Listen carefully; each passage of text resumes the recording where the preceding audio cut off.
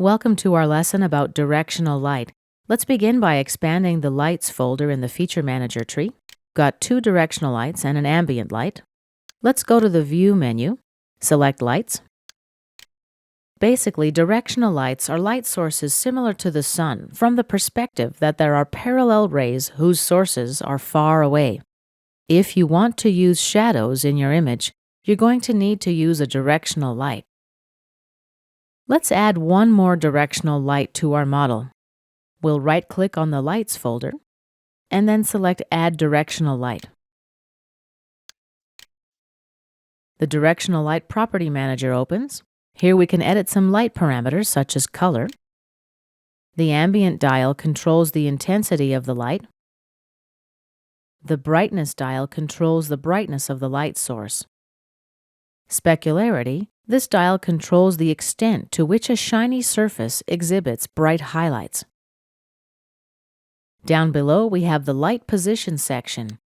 This is where we specify the coordinates of the light source as longitude and latitude.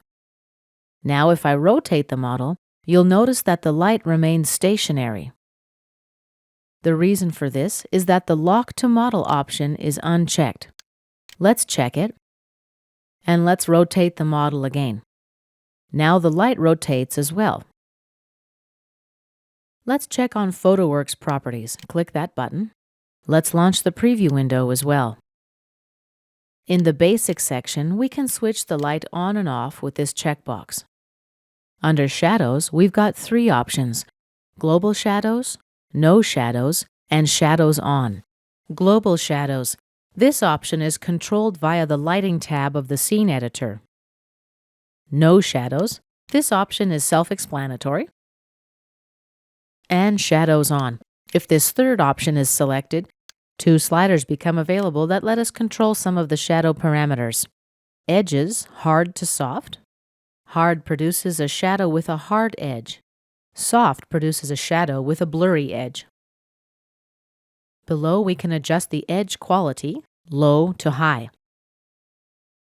The softer the edge and the higher the edge quality, the slower the rendering will be and the more resources the image will require.